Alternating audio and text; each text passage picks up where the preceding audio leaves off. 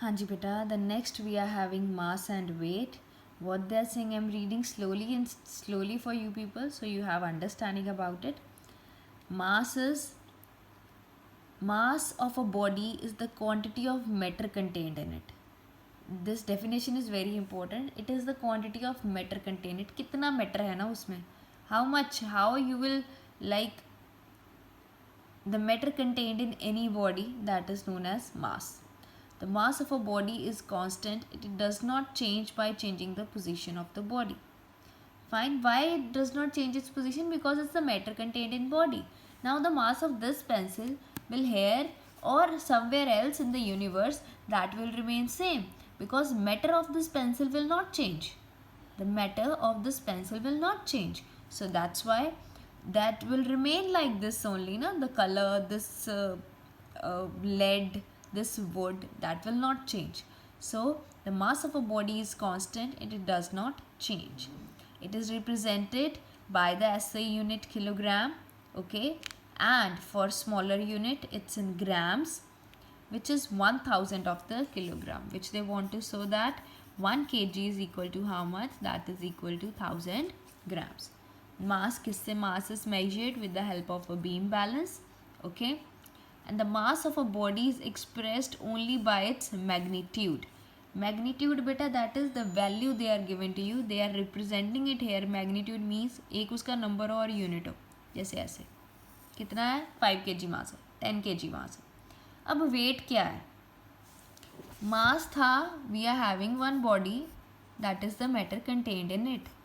Now when you are having one body, the weight of the body is the force with which the earth attracts it. कितनी force से earth उसको attract करती है. ठीक है. अब यही बॉडी अगर मून पे होएगी तो how moon attracts that body. अब दोनों का ग्रेविटी अलग अलग है. Moon having different gravity, earth is having different gravity, so weight will very. ठीक हो गया. मास तो एक बॉडी पड़ी है, ठीक है, कितना मैटर है उसमें हम सिर्फ ये देख रहे हैं. अब वेट क्या है? How much the force is the force with which it earth attracts the body. The weight of the body is the force of gravity on it. Earth की एक ग्रेविटी है, अर्थ का एक ग्रेविटेशनल पुल है, उस चीज़ से वो हर चीज़ को अपनी तरफ खींचती है. ठीक है. सो कितनी फोर्स से वो उस बॉडी को खींच रही है, that is weight of the body. So इसलिए वेट कांस्टेंट नहीं होगा. अर्थ पे अलग होगा, मून पे अलग होगा, मार्स पे अलग होगा. So weight will be what? Different. So the SI unit जो इसका रिप्रेजेंट होता है, that is of force. We represent force in the unit of newton. Okay. तो इसका जो वेट्स यूनिट है, that is the unit of force, that is newton. It is represented as capital N. So this is the way to represent the weight. W is equal to mg. एक तो उस body का mass plus कितना पुल अर्थ का है उसकी तरफ. So this total give you the force with which the body is attracted by the earth. अब क्या कह रहे हैं वहाँ पे? 1 Newton is nearly the force of attraction of earth on mass 0.1 kg. अब 1 Newton होता क्या है? 1 Newton is the force of attraction of earth. 1 Newton means अर्थ कितनी फोर्स ऑफ अट्रैक्शन से 0.1 kg मास को अपनी तरफ खींच सकती है. ठीक हो गया. So the other unit of weight, ये बहुत इंपॉर्टेंट है बेटा. ये आपको आगे मतलब till 10th it is very important, because till 10th you have to study science, you have to study physics. The other unit of weight is kilogram force. ठीक है. पहले हमने क्या बात की? जो वेट है वो एक फोर्स है. अगर वेट एक फोर्स है तो उसके यूनिट्स क्या हैं? न्यूटन है.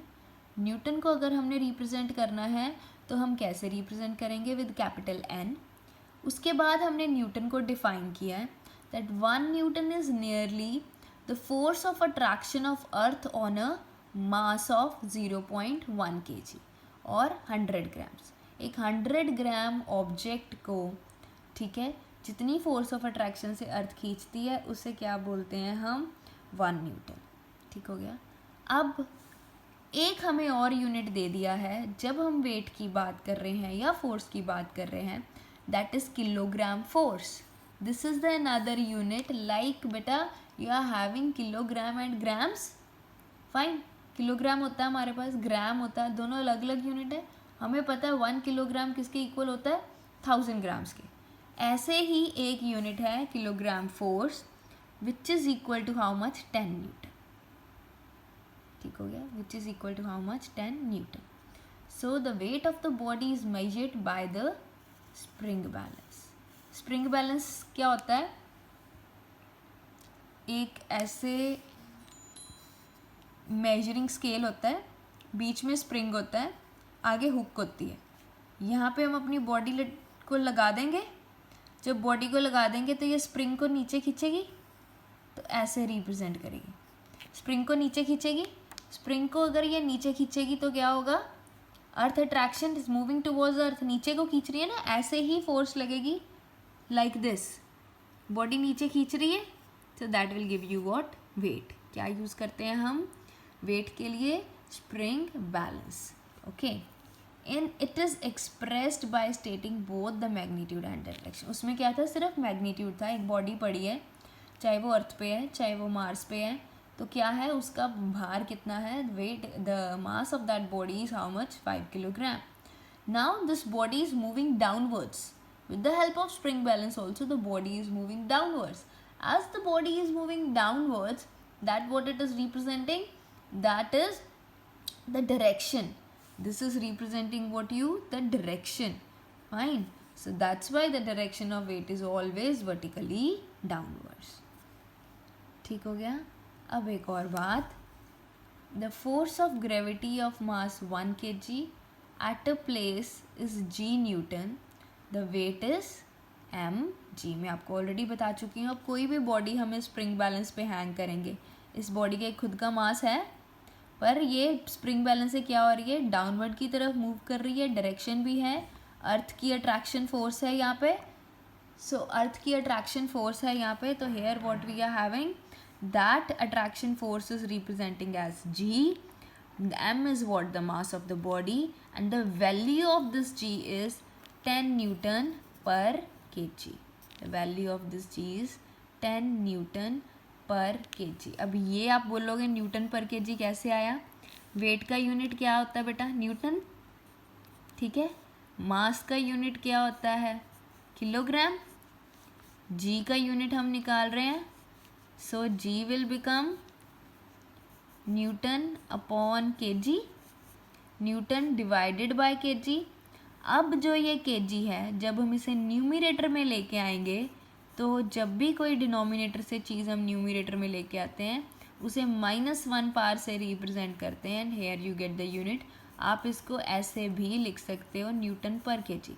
जैसे हम मीटर को लिखते, हम स्पीड के यूनिट को लिखते हैं मीटर पर सेकेंड. ओके, अब next point, kg is the unit of mass whereas kgf is the unit of weight. जब हम kgf यूज़ कर रहे हैं, kgf हमने ऑलरेडी बोल दिया उसकी वैल्यू कितनी है, 10 न्यूटन. सो अगर आप कुछ लिख रहे हो 50 न्यूटन, तो it's very much clear that is equal to how much, 5 kgf. ठीक है ना, कन्वर्जन कर लोगे. How we will do conversion, that 1 kg is equal to 10 newton. ठीक हो गया. तो 1 kgf is equal to 9 newton. So 5 kgf is equal to how many newtons, 50 newtons. Simply unitary method, multiply it with 5, you will get the answer. Now one thing, the mass of body can never be 0, but weight of the body is 0 at the center of the earth and in an artificial satellite. जहाँ पे उसकी पुल और attraction ही नहीं होगा, तो wait क्या करेगा, very करेगा. उसे कोई अट्रैक्टिव फोर्स मिल ही नहीं रही. अब वो आर्टिफिशियल सैटेलाइट में है, स्पेस में, अभी वो किसी ऑर्बिट या किसी उसके अंडर नहीं है, उसे कोई अट्रैक्शन फोर्स नहीं मिल रही है, तो weight can be 0 but mass can never be 0. So that's all about the difference also given here. One thing is given here, that is the they have given here the example of mass. So what they are saying, the mass of a body remain constant everywhere on the surface of the earth or on any other heavenly body, but the weight of the body changes from place to place because it depends upon the force of attraction of earth or other heavenly body. ठीक हो गया? मैं हमने आपको already बोला moon पे है, Mars पे है तो अलग होगा. For example, the mass of body is same on the earth as a surface as well as on the moon surface, but the weight of the body on the moon surface is 1/6 the weight of the body on the earth surface. ये numericals में हमने use करनी है. Underline this line. Why? The reason is the force of attraction of the moon on that body is 1/6 the force of attraction of the exerted by the earth. उसका जो पुल है, जो gravitational पुल है moon का कम होता है as in comparison to earth. So that's why because of that जो ग्रेविटेशनल पुल में जो उसका डिफरेंस है, फोर्स उतनी अट्रैक्टिव नहीं हो जाती, तो वेट क्या हो जाता है, 1/6 हो जाता है, कम हो जाता है. So that's all about your chapter. Please read it thoroughly beta and ask your doubts and start doing the back exercise questions and ask the doubts of back exercise questions. Thank you.